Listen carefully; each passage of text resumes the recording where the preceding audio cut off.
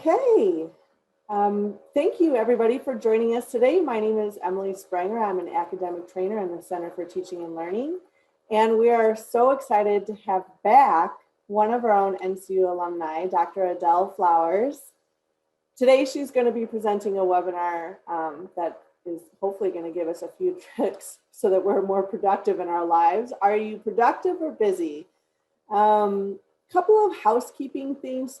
Remember that this is being recorded and it will be posted in the CTL LibGuides webinar section. And I do welcome people to participate in the chat, but if you have a question, it would be best to put it in the Q&A section of the Zoom.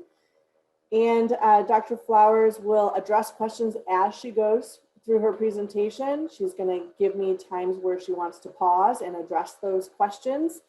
And there is going to be one interactive part where you will be able to go to a website and put in a code. So I just wanted to give you a heads up that that's on the way, and I'll post it in the chat. And then of course, Dr. Flowers will also guide you through that process. And so I'm going to go ahead and turn it on over to Dr. Adell Flowers, and thank you all for joining us. Thank you so much, Emily. So we'll go ahead and get started. So are you productive or busy? So who am I? I'm Dr. Adell Flowers. Nice to meet all of you, and thank you for joining today. I currently reside in Atlanta, Georgia. However, I grew up all over the world as a military kid, and I loved it. As Emily shared, I'm a proud alumni of North Central University. There I am, super excited to graduate back in 2018. I'm also a licensed professional counselor, and I work in government as an industrial organizational psychologist. Say that 3 times fast. So many people ask, what is an industrial organizational psychologist? Like, what do they do? So simply put, it's someone that uses psychological principles and research methods to solve problems in the workplace and to help improve people's quality of life. So we're pretty cool people to know. So my time with you today, I'm going to guide you through exploring how productivity hacks can be used as self-care, then also sharing with you some time management mistakes to avoid, and then teach you about 3 productivity hacks that you can start using as soon as today. And throughout the presentation, I'll give you some examples of my clients' experiences with each of these hacks, just to show you some real life application. And then, of course, if you remember from my presentation back in December, my Bitmoji will join us throughout the presentation. So let's see, here we go. It's coming up. There we go. Cool, you're already participating, I love it. So I've told you about me and my plans for this session. So now I want to hear from you. I want you to go to the link in the chat or just pop it in your phone, go to Menti, MENTI.com, put in the code 7937127, and it has about 5 slots there. You can fill in as many as you want. And I want you to tell me what words or feelings come to mind when you think about managing your time, your to-do list, your deadlines, and all your roles and responsibilities in life. This can be things just like the words that are coming up now, because it's doing an interactive word cloud. This is going to pretty much give me kind of like a virtual snapshot of what you and how you feel about time management. And so what this means is, like, the biggest word we have is procrastination. That means that a lot of people have actually put that word in there. So it's the majority word, but we have words like insane, organizing, overwhelmed, crazy, nuts, stressed, impossible. We have a few more coming in. Cool. So we got anxiety, great, busy, imposter syndrome. Okay. Let's see, bad modeling adult kids. Okay, great. I love this. And thank you for interacting with me so I don't feel so alone in my office just talking to the laptop. So I love this. So time management, exhausted. So we have a lot of words here. Prioritizing, whoever put prioritizing, you're gonna love one of the hacks because it's really known as like the power of prioritizing. So great, thank you for that. Perfect. So believe it or not, Time management techniques are a part of self-care, and time management, or as I call them, productivity hacks, are work type of self-care. So from the 8 types of self-care that I taught back in December, but as a refresher, of course, there's work type of self-care, personal, physical, emotional, financial, spiritual, social, and space.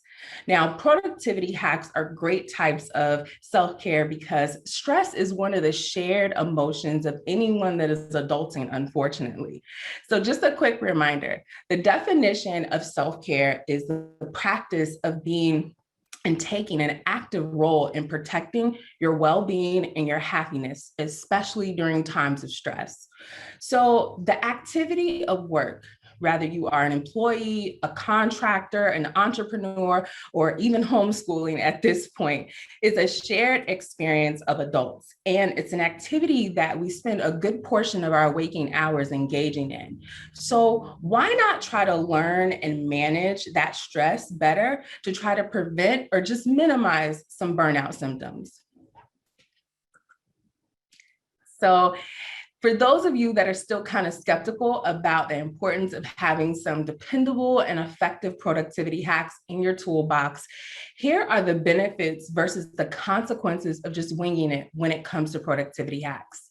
So first up is a benefit of working smarter, not harder. One of my mottos in life, but this is by prioritizing and planning your time instead of overworking because you have no strategy to complete tasks and you're often forgetting tasks. Next up is you have the ability to alleviate and minimize stress due to feeling more positive momentum, and you feel more motivated to get things done in turn. Instead of having compromised mental health due to anxiety, being overwhelmed, fatigue, and a lot of those words that I saw in that word cloud. So another benefit is you can actually develop a pretty positive reputation, at least when it comes to work, due to being dependable, meeting deadlines, and having good quality work.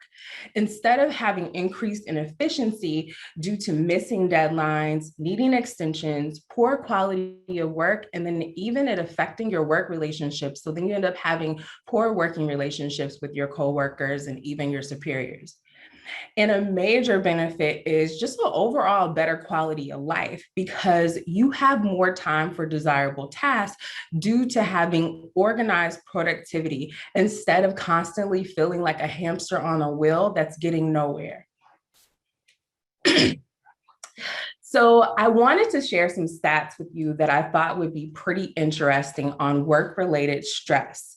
And it's for certain professionals that might actually be represented here in our Zoom room today, just to give you an idea of what professionals are experiencing when they have work-related stress. And if you're experiencing work-related stress, that you are absolutely not alone.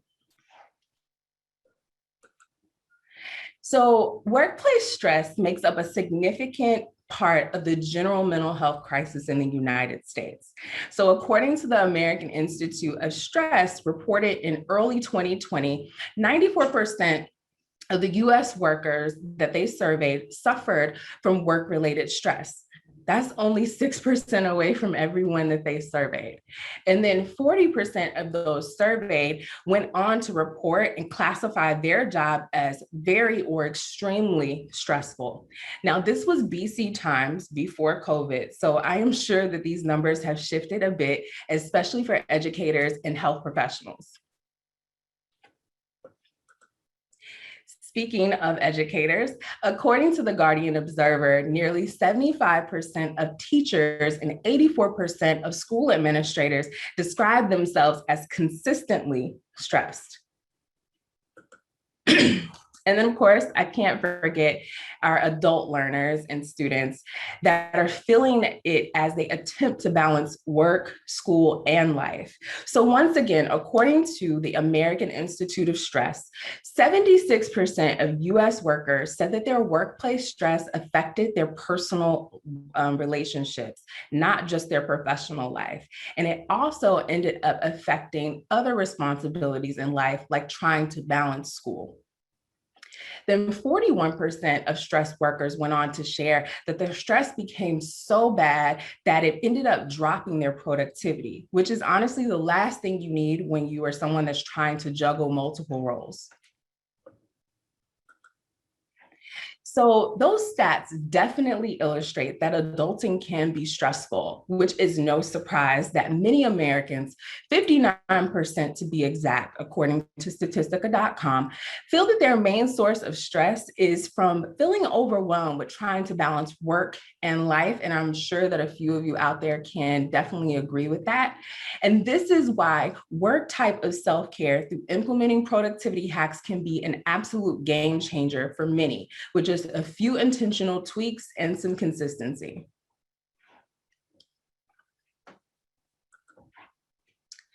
So I know that a lot of people have heard of the 5 stages of burnout. And I know that burnout is a buzzword right now, but I wanted to place this in my presentation because many do not know what burnout actually looks like in various stages. Sometimes they only really know what it looks like when you finally reach burnout.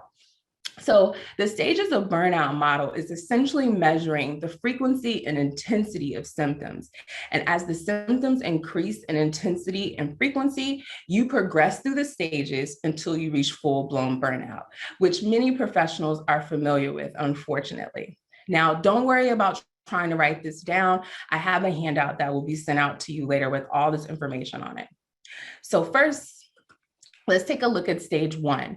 Now, this is what they call the honeymoon stage. As you can see from the intensity and frequency, the symptoms are non-existent to rare or insignificant. And this is usually when you started a new job, you're working with a new team, things are going really well. So your optimism is high, your productivity is great, you have high commitment, and you're in creative flow, and things are going well. Now, a quick tip here is that this is the time to actually implement self-care, because even though a lot of people will think, well, things are going well, so why would I need it? But no, it actually helps to have self-care in place when things are going well, because it acts as a preventative measure that you can take that will pay off greatly in the long run when you start to have those burnout symptoms hit you. It really does help to combat them. Now, stage 2. Now, things are progressing, and this is considered the onset of stress. Now, this is when things start to feel like a little bit of pressure, but you're not totally exhausted yet. However, you are experiencing days of anxiety, lower productivity, and irritability. Now, I call this your warning shot stage because it is a warning that you need to start implementing some type of self-care immediately. Now, stage 3. Now, stress is ongoing, and the frequency is more days than not, and the symptoms are more intense than stage 2. Now, this could look like taking more time off, being chronically late, having headaches, isolating, whether it be at work or at home, anger, and compassion fatigue. Now, this is when you need some emergency planning when it comes to self-care, because you are quickly approaching full-blown burnout. You may need to reach out to your natural supports like your friends and your family, or take a mental health day, plan a 3-day weekend, or even get a self-care accountability partner to kind of hold you accountable and check in with you for when you actually need to be implementing some self-care. Stages 4 and 5. These are what I call the intensive care stages. And you are now experiencing symptoms that are most likely negatively disrupting your daily functioning, both personally and professionally. Now, this could look like getting write-ups, poor ethical decision-making, strained relationships, both professionally and personally, and even losing your job. Now, at this point, professional interventions are needed before self-directed interventions will be successful. So what does that mean? So basically, things like going to the spa, hiking, and exercising are not going to cut it at this point. You're going to actually need to reach out for professional assistance like a life coach, therapy, a psychiatrist, your PCP, or even HR to ask about your benefits as far as like FMLA or other benefits that will allow you to take some extended paid time off. So there are tons of time management mistakes, but I'm only highlighting 3 today. So the first mistake is failing to prioritize. Now, this is my number one because it's very difficult to determine which tasks are your top tasks when it feels like they all need your attention. However, when you learn how to prioritize with some techniques and hacks, along with practice to determine which works best with your workflow, you can make this difficult task of prioritizing very doable. Next up is skipping breaks. This mistake. Now, it may seem pretty funny that you are in a workshop about teaching you how to get more done, and then I'm telling you that a mistake is skipping breaks, but I promise you it's not a joke. Of course, there are times where you're in creative flow and you don't want to stop. Things are going well and you feel like if you do, you're going to lose all your creative juices. And then there are times where you may have a really pressed for deadline, your personal life is really kind of pulling at you and you just can't stop. That's fine. And those are extraneous events. But on a regular basis, it's good to make a habit to build in short breaks throughout your day. Now, rather that be a 3-minute breathing exercise, taking a quick walk outside, eating a snack away from your desk, or even just going to go check the mail. It can help to clear your thoughts. It can increase your psychological energy, which can increase your focus, your creativity, and you guessed it, your productivity. So don't dismiss breaks as a waste of time, because when they're planned properly, they can give to you more than they take, honestly. Then the last mistake is lack of planning tasks. Now, this is a very common mistake with those that say, my to-do list is in my head. So, however, I want you to think of it like this. You're not having your daily task planned out leads to you being like easily distracted, forgetting things, and spending more time on tasks than expected. Now, you don't have to go about trying to plan your day minute by minute, but just take a few minutes the night before to do a layout or a quick blueprint of what your day should look like for the next day.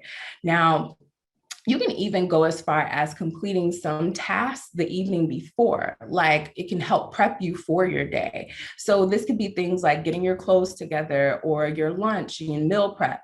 Now, all these tasks help to combat decision fatigue, which is a silent killer of productivity and is a whole nother workshop. But imagine all the time that you have spent trying to find your work badge, your keys, trying to figure out what to wear, what to eat the day of. Do yourself a favor, save some brain power and some time by planning your day. Now, you'll see in parentheses there that I have a couple of words, and basically what they are, spoiler alert, these are the actual hacks that we're going over today, and they solve each one of these common mistakes. So top 3, Pomodoro and ABCDE method. So quick disclaimer before we get into these hacks. I teach productivity hacks not for you to get more work done, but to help you prioritize what you have to do, like grading, assignments, work tasks, so that you have more time to do what you want to do, like family, social life, hobbies, passion projects, and travel when the world opens back up. So let's get into our first hack. Now, don't worry about writing this down. I got you covered again. A handout will be sent out later. And then also we're going to take a break in between each hack, just so I can check in with you to see if you have any questions or comments. Now, let's take a look at top 3. Give me a 3 in the chat if you have heard of this hack. And Emily, if you could do me a favor and just tell me if you see any 3s. I absolutely will. And I will real quick before you say the 3s. If you want other people to say it, to see your response, go ahead and select all panelists and attendees in the chat. Otherwise, they'll just come to me. Hang on. Let's see. You've got, I don't know. Oh my goodness. Good. 1, 2, 3, 5, 6, 7, 8, 9, 10, 11, So pretty good. 20. Yeah, several people, 15 people have already responded 3s. Love it. So good. So top 3 is all about the power of prioritizing. Top 3 helps you to be more deliberate with your time and make progress towards meaningful goals by 1, balancing your daily tasks, and 2, helping you to feel more progress by preventing you from overexerting yourself with overzealous to-do lists. Now, what exactly does that mean? So if anyone is a to-do lister like myself, then you probably can relate to filling your to-do list with more than 7 to 10 items. Now, let's take it a step further since we're being transparent. There are probably some days that you're probably adding the smallest items to your to-do list just so you can have something to check off, like brush your teeth or make the bed. And then on the flip side, you may be adding very heavy lifts to your list, like create a 2-day training curriculum in PowerPoint, as well as meditate, homeschool your kids in kickboxing class. Now, remember, top 3 is all about prioritizing your most important and most meaningful goals. Now, it doesn't mean that you ignore everything else that's going on in your life, but these 3 tasks are your highlights for your day. Now, here are 5 easy steps to top 3. Step 1, write your top 3 list the night before. And as a prompt, I always tell my clients, ask yourself, what are the 3 tasks that I need to finish tomorrow to make me feel successful?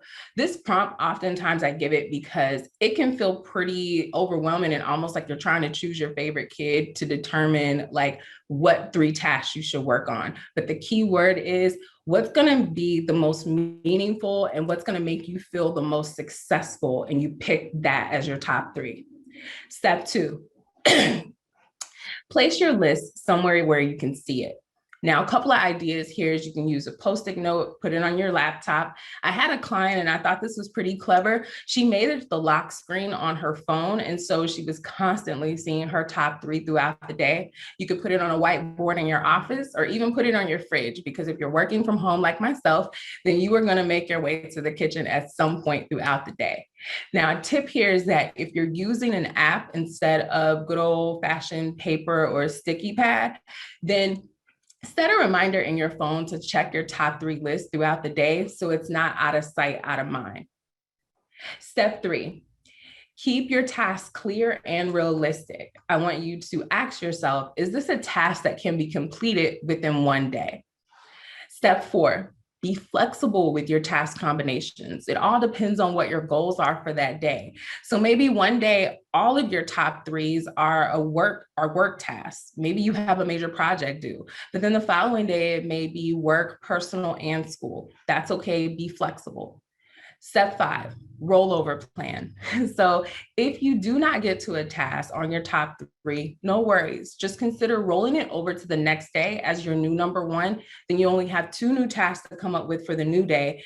And don't get caught up in what you didn't complete or judging yourself. Practice some self-compassion and roll it over to tomorrow. So story time. I'm going to show you what this looks like in real life with some client stories. So I had a client that we'll call Amy. And she's a married mom with 4 boys, ages 3 to 13. She's a nurse in a doctor's office, and she also runs a side business making organic beauty products. So she came to me and she was beyond stressed and needing to manage her time and just feeling like everything was falling apart. And she was even considering closing her side business, which was really sad because it was her passion. We worked together on some anxiety management techniques first, and then I added top 3 to help her with prioritizing her daily tasks, because Amy was trying to save the world, keep her 4 little humans alive, and organically beautify women with safe products all between the hours of 6 a.m. and 7 p.m. every day. So top 3 helped Amy to focus on what were her most meaningful, realistic tasks for that day. Then hone in on completing them, then moving on to the next step. And then also practicing some self-compassion when she did not get to a task by rolling it over to the next day. With some coaching, Amy took to top 3 and she's prioritizing like a pro. Now, does this mean that Amy never has unproductive days? Absolutely not. That is not realistic. And I would not even try to sell you that. However, she is managing her life instead of her life managing her more days than not. And she knows she has this hack in her toolbox that whenever her life gets off track, that she knows works well for her. So I want to check in with some questions just in case anyone is just wondering about top three. And I'm going to just remind you as Emily looks in the chat to see if we have any questions of the steps. So step one is write your top three list the night before. Place your list somewhere where you can see it. Keep your task clear and realistic. 4, be flexible with your task combinations. And 5, rollover plan. So Emily, do we have any questions? Yes, there are a couple of in the Q&A. Mm-hmm. And so we'll start with this one first. How do you prioritize when your leader says that everything is a priority? If I asked, what should I move off the list to accommodate this new task? He just says, make it work. So that's a good question. And I would say tap into yourself. So it's kind of almost like taking his response, but in a more compassionate way. I want you to look at your schedule and see what can work for you. So let's just say, for example, you have a project due, and then you have a PowerPoint and an Excel spreadsheet that needs to be done. Then you can start to prioritize by due date, possibly. Or you could even decide that maybe because something takes you a shorter amount of time to complete, you'll put that first so you can have some quick wins. So look at what actually you can do based on, how you can prioritize it to get things done. And so you don't have to just totally look for him to kind of give you guidance on it. You can really just get all of the projects or tasks that he wants you to complete, and then you determine the level of prioritizing for them based on due dates is a good way. How important the consequences would be if they weren't completed. And you might actually find that the last hack will be pretty helpful for that, the ABCDE method. And also the amount of time it takes is a good kind of determining factor to decide. So I hope that helps a little bit. Let's see. Somebody else had mentioned, there are so many tasks. I guess I have decision fatigue because I'm so overloaded with tasks. I feel I can't prioritize them. What are your strategies for deciding your priorities? So kind of piggybacking on that last one, my one that I used to use a lot, especially when I had an overwhelming amount of tasks, and you'll hear about it later, so I won't go too deep into it until we get to that part, was when I was in the middle of my dissertation, as well as working full time and then running my practice, I just felt like my to-do list was getting out of control. And I started using a certain method that we'll go over to help me really get an understanding of everything is not that important. There are certain things that really are super important and would have very huge consequences if I didn't get them done. And so that helped me to really shift my mindset based on the consequences of things, the time frame in which they were due. Consequences is a really good one to use. So for example, if it's a matter of you have a project that you need to work on because it's a part of your final grade, and then you have laundry that you need to do. The consequences of not doing laundry may not be that bad because everyone still has clothes if you don't get to laundry that day, but you may really need to get to that section of your project to get that done because it's 80% of your grade. So a lot of times kind of applying that consequence rule will really help you to rule out, if I need to do this right now. And just know another thing to kind of cognitively reconcile is, just because I don't do it right now doesn't mean I can't roll it over to the next day, possibly. Now, if it's something you absolutely have to get to, then you have to, and that makes it an automatic priority. But if not, you can roll it over to the next day or get to it possibly if you have some time left. I hope that helped. Great, thank you. And then I just have one more, if that's okay for right now. If we have 5 projects that need to be done yesterday, are you saying we should limit our day's production to only 3 things? So again, this is the number game. Yes. So no, what I'm saying is that you want to take what's going to be the most meaningful to you and what's going to be the most meaningful for your progress. So it doesn't mean that you ignore everything else in your life in only those 3 things, but those are the top things that you need to get to. So for example, a huge project, it's broken down into many small tasks. So let's just say you're planning a conference. You don't just have the conference the next day. You're going to have to, one, determine if there's registration. You're going to have to determine a venue, which is probably going to be online nowadays, who's eligible to attend, all those things. So when you start to pull out those tasks, all those tasks don't need to be completed at the same time. Certain tasks are more important than others, and you can prioritize them differently. So when you pull apart an actual project into small tasks, it, one, makes it more manageable to do, and then two, you kind of get a handle on it. So then you're not trying to complete a whole task, a whole project in one day possibly. So you just really need to look at it and see what are your heavy lifts for that day. Then once you get those knocked out, then you can move on to your small wins. Thank you. And that's it for right now. All righty. So our second productivity hack is the Pomodoro technique. No, I'm not a tomato fanatic. However, I do love tomatoes, but Pomodoro means tomato in Italian. So drop a 6 in the chat if you have heard of this technique. I see it kind of lighting up a bit. So far, there's a few. Right, cool. Actually. Good. A little bit more than I actually expected, to be honest. I know. All right, well, cool. So I'll give you the story behind the technique. So the Pomodoro technique was invented by Francisco Chililio in the late 1980s as a means for him to study more efficiently. And so he used a kitchen timer in the shape of a tomato, hence the name Pomodoro, and he forced himself to study for exactly 25 minutes, and then he took a 5-minute break, and it all worked out.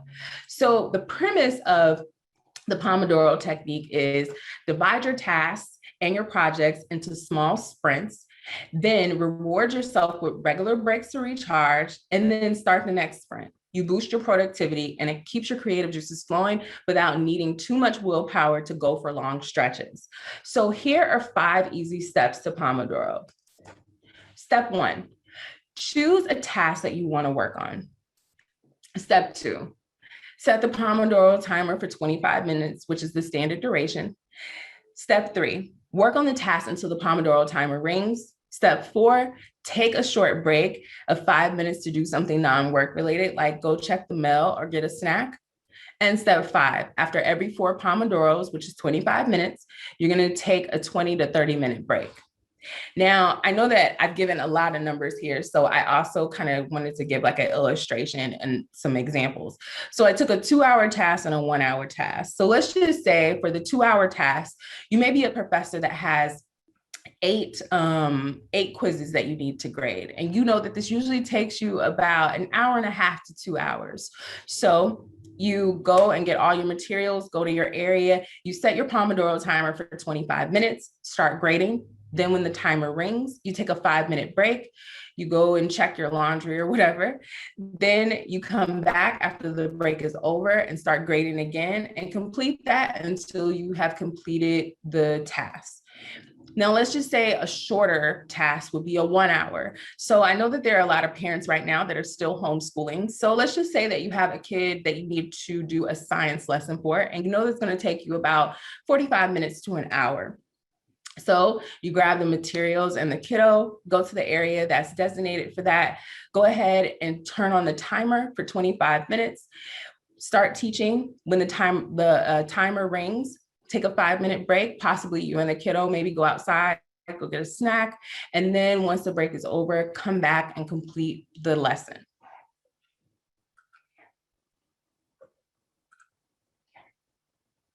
So story time again.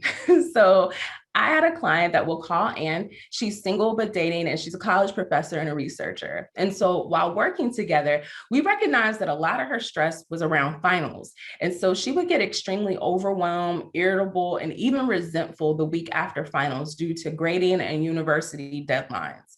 This would lead to her overeating due to stress and even neglecting her personal life like dating. And she would wallow in papers and exams due to poor time management. So I introduced her to the Pomodoro technique using an app, and I had her start the technique before finals one semester, just to get her used to the technique to see if it would be pretty useful to her. And when she used the Pomodoro technique for the first time during finals, Anne's mind was blown because it was the first time in almost 12 years that she did not despise her life as an educator during finals grading period. Anne shared that using the Pomodoro technique helped her to focus and to be organized, which actually helped her to grade faster. And she did not have to spend every single planning period, as well as all of her personal time, to get her grades posted by the university deadline. She even had time to go on a date by the end of the week, which would have never happened before Pomodoro. It's been about a year and Anne is still thriving using the Pomodoro grading technique. I mean, not grading technique, using Pomodoro for grading weekly and especially during finals. So I know that I gave you a lot there. So I'm going to ask if there's any questions and I will review the steps real quick while Emily checks the chat. So remember the 5 easy steps to Pomodoro are: choose a task you want to work on. 2, set the Pomodoro timer for 25 minutes. 3, work on the task until the Pomodoro timer rings. And then 4, take a 5-minute break to do something non-work related. And then remember, after every 4 Pomodoros, you can take a 20 to 30-minute break. Any questions, Emily? At this time, no one's put anything in the Q&A. Okay, cool. All righty, so we will move on to our final hack. So this is the ABCDE method. So this one here is the power in this hack is all in its simplicity of categorizing your tasks. A lot of times I've had clients that will use this if they have a really hard time at first with trying to determine, what's on their list, if they have a lot of lists, a lot of items on their to-do list. So the premise of the ABCDE method, you will develop the habit of concentrating only on your most important tasks, and you'll start to get more done by doing that. So each letter in the ABCDE method represents a different category that you assign to your to-do list tasks. Now, before I give you the steps for this hack, let's take a look at what each letter or category means. So let's see. We have our A's. So the A tasks are your very important tasks, your must-dos. Now these tasks, and you may have heard me reference this earlier when we had Q&A, and these are the tasks that have very serious consequences if they're not completed. And so for example, this could be a final project that's due for a course and it's 80% of your final grade, or returning a call to your doctor's office for some important lab results that you need. And then another thing to quickly note about this method is that you can have more than one task in each category. So you can have an A1, an A3, a B3, and so on. Now, moving on to the B tasks, which are your should do tasks. Now, these are the tasks that if not completed, they have mild consequences. Like someone may be happy or inconvenienced or probably annoyed at you, but they're not as important as your A tasks. So for example, this could be returning a non-urgent phone call or returning a casual email. Now, your C tasks. These are your nice to-dos, but if you do not get to them, there are no immediate consequences at all. So for example, this could be scheduling your 2022 annual physical exam, or calling an old friend that you hadn't spoke to in a while just to check up on them. Now, your D tasks, these are tasks that you can delegate to someone else to do to help you free up your time for your A tasks, because remember, your A tasks are your very important, like must-do tasks. So for example, this could be have your assistant to respond to emails about inquiries on a project so you don't have to spend a lot of time doing so. Or in your personal life, you can ask your partner to take your car for an oil change. I put that example on there because I did it last week. Now, finally, our E tasks these are the tasks that you can eliminate. Now, oftentimes, these are tasks that were once important at one time, but they're no longer relevant to you or others. And you usually find that you're just doing them out of habit. So for example, this could be putting up your 15-year-old's laundry, or creating an agenda and meeting minutes for a standard meeting that no one actually needs those things for anymore. So now let's get into the 5 steps, the 5 easy steps to the ABCDE method. So first is list out all your tasks that you need to complete for the following day.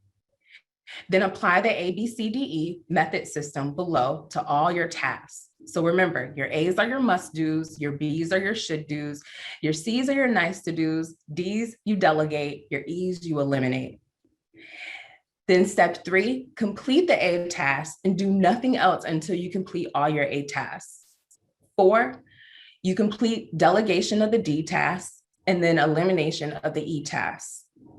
And then finally, if you have time, you move on to the other tasks, which would be your B's and your C's, your should do's and your nice to do's.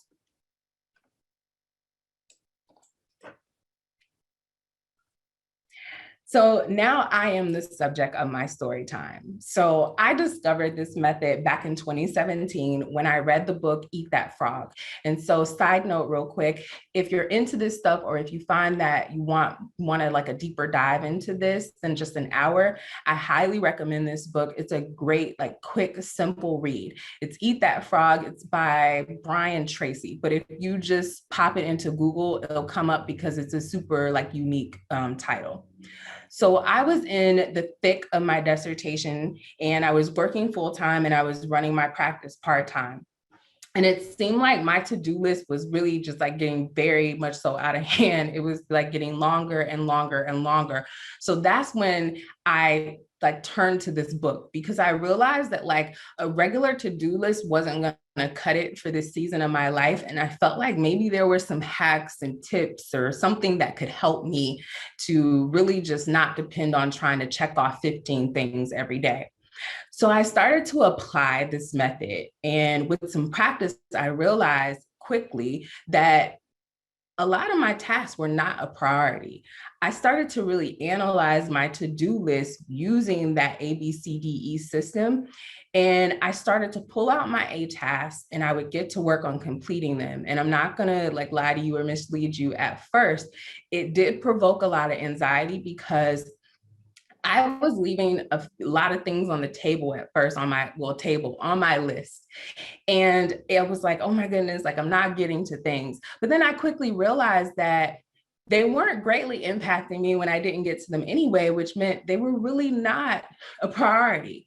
So within a month of consistently practicing this, I went from feeling exhausted and honestly kind of resentful towards school to feeling like I was okay and like I got this. So I leaned on this method heavily during my dissertation days and eventually began to see the light at the end of the tunnel. Thank you so much. And I was able to do this all while maintaining 2 jobs without burnout. Like I probably never reached no more than stage 3 on that burnout model that I shared with you. I was able to maintain a social life during this time because I don't want to kid you. It wasn't like I was going to brunch every Sunday, but I had like some schedule restrictions due to keeping a very strict writing schedule. So at times, maybe I had to go to something early or leave early, or I could only show up like super late because I had to really get my writing in because I wanted to get done with my program at a certain time frame. And this all led to me graduating, which obviously led to freeing up a whole lot of time for me. Now, don't judge me. I am a person that keeps journals and a lot of notebooks. Is kind of like a way of kind of going back, like a written document of like who you were at that time. And so I have these tiny little notebooks that I hold my to-do list in. And so at this time, this is 2017, and I actually found my list. And I know that this was pretty I have been using it for a while because this list is shorter, because I had gotten to a place where I started to really recognize like what was a priority. And so I'll just go through like how I actually was using this after a while. So first I have on here a PMP course. I don't know what I was thinking amongst all the other things that I had on my plate, why I would add that.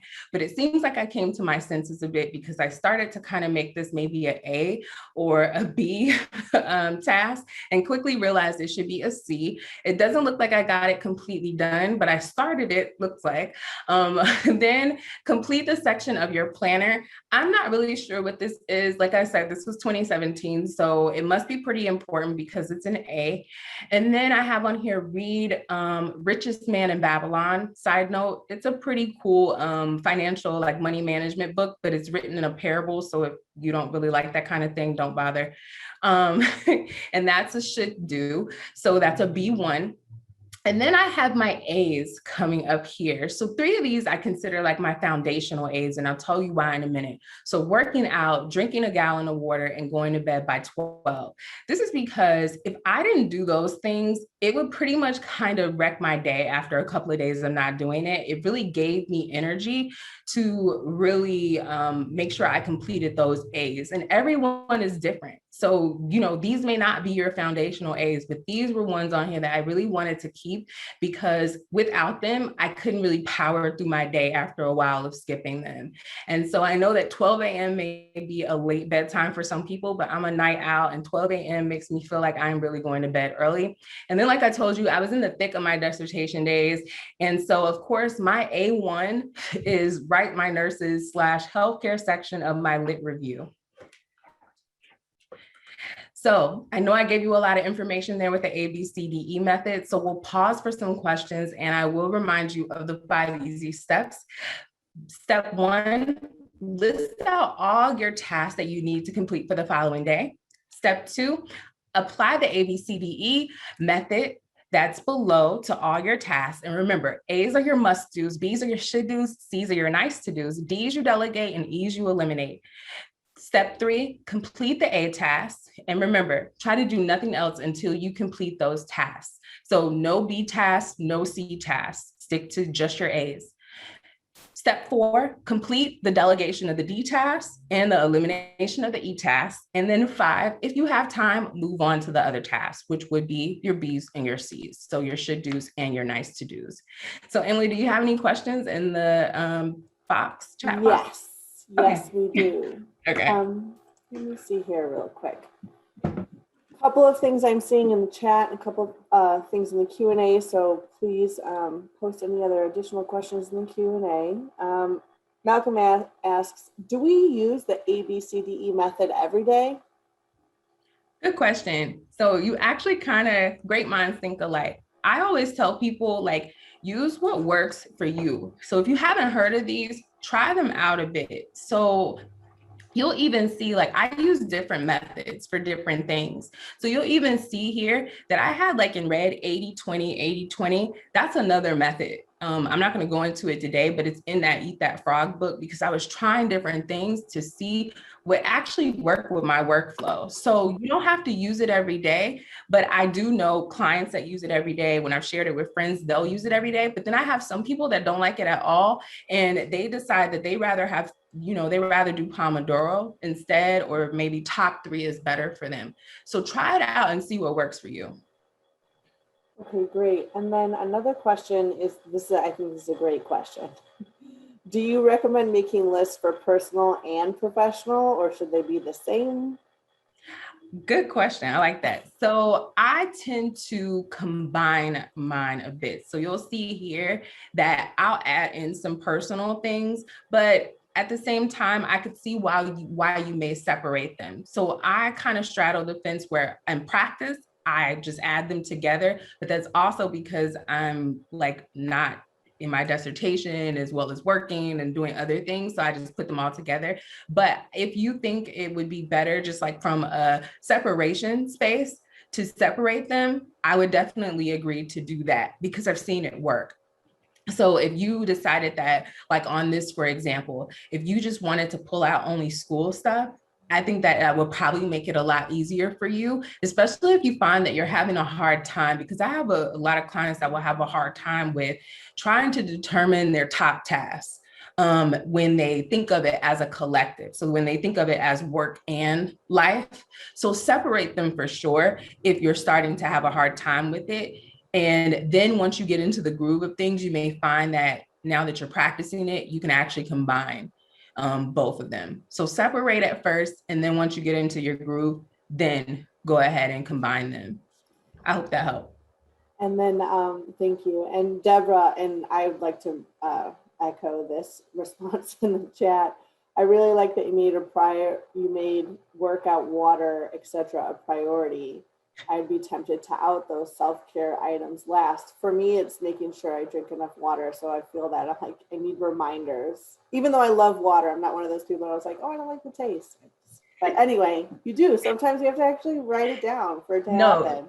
you really do, because this was a part of my life where like I was super busy and I just was like, I really want to make sure that I have things on here so I don't forget. And I am actually one of those people that like, when I am super busy, that's when I'm super productive because my time is limited. So it's like, I have to really be super strategic in what I'm going to do. And like I said, those were my foundational ones because without them, after a couple of days, I would start to get off. And a lot of times people would think like, why would you put self-care on there? That's not that important. But it is, because for a lot of people, that's what can really tank your productivity if you're not in that space. So yes, and there's a water drinking app. I can't think of it right now, but it makes like a really cute sound when it's time for you to drink water. But I can't think of it right now. And It's okay. yeah, I'm sure if people Googled it, I'm sure there's, yes. as they say, there's an app for that. I was going to say, there's an app for that. Yes. There's several questions in the Q&A, so I'm going to try to get to them. I know we only have like 7 more minutes. Is it okay if we do this for the rest of the presentation, or is there something else you wanted to cover? Matter of fact, you know what? We can give me 1 second because this might actually help, and then we'll come right back to it. I promise. I'll run through this real quick. No worries. So this next one is, like I was kind of telling, one of the questions touched on this is, remember to make the hacks work for you. You do not have to just try one and then think you have to stick with it, or you only use one all the time. Try them out and see how they work, because they could work differently for different parts of your life. So like I was saying in one of my responses, top 3 you may find works really well for work stuff for you, but then you may find that Pomodoro is amazing for your personal life. Or you may find that you really don't like A, B, C, D, E method, and that's okay. This is my last client story, I promise you, but I had a client that was an addictions counselor, and she also served as an adjunct professor. And she wasn't super stressed or anything like that, but she realized that on some weeks, like both of her roles were becoming super demanding. And so I introduced her to Top 3 and Pomodoro, and she found that she used Top 3 best for planning her day. So she would plan out how many clients she would see using Top 3, her personal life tasks, and even self-care, like how you saw that I had working out, drinking water. But she used Pomodoro for grading duties as a professor and note writing as a counselor. So the moral of the story is, try the hacks out and see what works for you. And then real quick, and we'll go back to the questions, I am super passionate about self-care and work-life balance. So I have some self-care resources, some productivity resources that will be sent out to you because I want you to increase your productivity. And this is just an introduction, and then you can use the things that I give you to really take a deeper dive, because the moral of the story is I want you to get more done so you can get to things you really enjoy. And I think these resources will get you off to a great start. So first up is the 5 stages of burnout infographic. It's everything that was in those slides, so you can refer back to it. Next up is my top 3 prompt, which is a printable PDF. So it captures the 5 easy steps over here off to the side, as well as, the reasons to use top 3 at the top. And then you can fill in your top 3 every day. And then this is basically my slide for the ABCDE method. And it has the steps as well as the system, categorizing system for each one of the letters. And then here I have the top 3 and Pomodoro apps to use that you can really try to see what works best for you. So I've broken down the app, the system, the best use for the app, the cost if there's any, and then a link to the app. So I've done all the grunt work for you. All you have to do is just dive in and start adopting the productivity hack. And remember, I teach productivity hacks, not for you to get more work done, but to help you prioritize what you have to do so you can spend more time doing what you want to do. In the words of Lena Horne, it's not the load that breaks you down, it's how you carry it. So let's get to more questions. And if you don't feel comfortable asking a question in the chat, feel free to send me an email. My contact information is on the screen. So I'm ready for more questions. Oh my goodness. So I just have to say, because I love your presentation. I love your actual aesthetics of this. It just looks wonderful. And several people have said that they just love it. So I wanted to share that with you, because Dr. Flowers isn't looking at the chat right now. So yeah, I wanted to share that with her. Okay, so let me see. So first one, I have a goal planner and a daily task planner, but jot down things on the closest paper to me. This is something, I don't mean to giggle, but this is something I struggle with too. Do you suggest I carry both with me or condense it into one planner? I write things down, but they're all over the place. Help. Yes. So I would suggest that you try to plan a little bit the day before. And yes, keep a pad. And I would also say, like, try to do that because it's going to help to frame your day.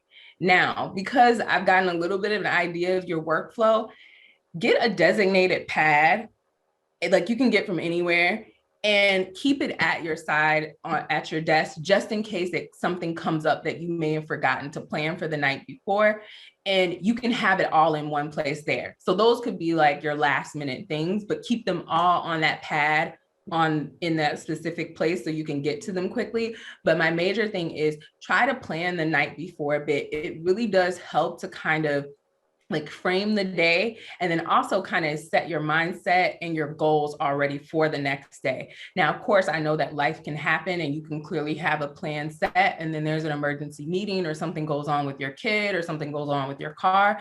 But for the most part, getting into the habit of that helps you to really frame your day so that you don't fall into that mistake of failing to plan out tasks.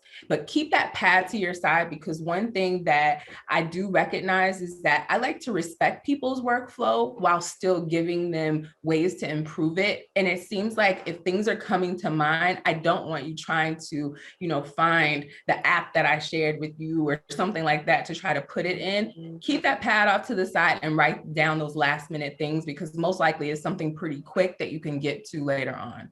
I hope that helped. Absolutely. Couple of things. I have utilized the tacit of selecting accountability partners for my to-dos.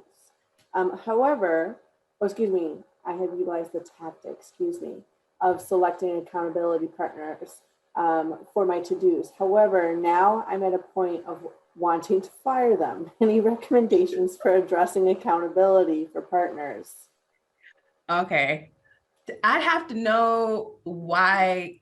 Okay, so these are people that help me understand a little bit. Like these are individuals that you put in place to kind of remind you about your to-do list. Because if that's the case, she can give me a little bit more information, then I could kind of navigate a little bit more. That. Yeah, and I will say if for some reason she can't add on to that at the end, then don't forget Dr. Flowers' email is there, but I think that's what it's referring to. I'll wait until she mentions anything else. Oh my gosh, I know we're running out of time. Kate asked, what are the red numbers? There were red numbers in the presentation? Yes. So Kate is referring to the 80-20. And so this was back when I was really reading, I'm pretty sure this is what Kate is referring to. I hope so. And so this was back when I was really trying different things. And so I had already been doing the ABCDE method. This is the 80-20 rule. So real quick, it's essentially that usually only 20% of the things that you do and you think that of everyone saying, I have this really long list of things to do. To be honest, only 20% of them really move the needle towards like being successful. And so the rule is that when you have things on your list, you determine, is it an 80 or a 20? And so a 20 means that it's something that's highly important and is going to really make a difference and an impact in your life for you to complete them. But an 80 is something that's a part of that list of things that like you just generally need to get done as a habit or just something you put on as an aspiration. So essentially that's what that 80-20 is. Okay, thank you. And yes, actually, the earlier comment was about how they have accountability partners for her to-dos, but it seems at times that the accountability partners are harassing her versus helping her along. Okay. So I would say that maybe tap into using an app as your accountability partner instead, because it'll be a little bit more of a gentle nudge. So I know that for Pomodoro, one of my favorite apps is the Focus to Do app here. That way it's one where you can put reminders in there and you can set up like your own little calendar in there. And it'll tell you like, hey, you left off on this task and you have one more Pomodoro left and stuff like that. So it'll give you like gentle reminders versus someone else who may have a more aggressive style and it starts to get on your nerves. And you regret reaching out to them because even though you know that they have good intentions, it's just not really helpful. And then there's other apps here as well, like down here for like top 3 that you can put in reminders for yourself. So I would say be your own accountability partner with the reminders part, and then tell them the way you want them to support you. So maybe it's not every day, because if you have the app reminding you every day, you may actually want to tell them, hey, I have a really major project due. If you could just check in with me on Tuesday to make sure that I'm ready for my presentation, that would be great. So be more prescriptive as to what supporting you and being your accountability partner looks like, because if not, they're going to support you the way that they would want to be supported. Kind of like love languages. Yes. Yeah. And thank you so much for that. I know there's a few more questions, but we don't I have time. You do? Okay, good. Yeah, I have cool. time. I can hang. Okay, so one more thing is somebody had mentioned there's going to be tools that I email, that we email to them. So as long as you registered with a correct email when you signed up for the Zoom registration, you should be able to get them. Otherwise, I'm going to send them per Dr. Flowers' request. But you can also always email me at espranger@ncu.edu, and I'll drop that in the chat so you have it. And I'm going to get to Lee's question in the Q&A. Lee asks, just curious, who is the author of RMIB? Do you recall? Oh, I cannot. It's back there on that bookshelf somewhere, but just Google Richest Man in Babylon. And it's written, some people don't like it because it is written in a parable, but so it's kind of like almost like a riddle for money management, but I was able to pull things out, and then there are certain things that I needed help on, so I just like kind of Googled like interpreting it, but it was pretty good. So Richest Man in Babylon, and yeah, I can't remember the author right now. Sorry about that. Thank you. Mm-hmm. And then one more question. Mm-hmm. For the Pomodoro, is there a significance to the 25-minute work, 5-minute break schedule? Can the work time be longer, or is it more productive in the 25 minutes? So I honestly think in my research of this that because I had been using it before I knew the story behind it. So when I started teaching it, of course, I was like, oh, I wonder what the story is. And I think it's just the method that he just decided on 25 minutes. I'm not quite sure. Now, I believe in the Pomodoro, like the Focus to Do app. I believe you might be able to kind of maybe customize it just a little bit, but you may not be able to, but you can also kind of pause it. You can skip a break if you need to, but I don't really know if he actually had like a scientific or some empirical evidence behind the 25 minutes. I think on a whim, he just kind of chose 25 and it worked. And I don't know if he was thinking about it as in like 30-minute shifts, like cutting an hour and a half, and then, you know, working for 25 minutes and giving himself a 5-minute break. So I'm not quite sure if he had like an actual like scientific method behind it. Sorry about that. That's all right. Well, and then someone mentioned in the chat, George Clason was the author, I believe. Thank you. A Richest Man in Babylon. Somebody, cool. Yeah, somebody had thrown that in the chat.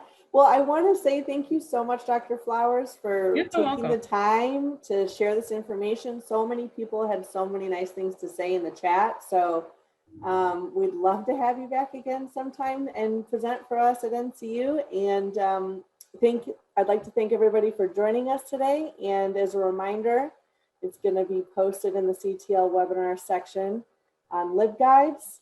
And I will provide you those PDFs that Dr. Flowers has sent to me. And I hope you all have a good rest of your day.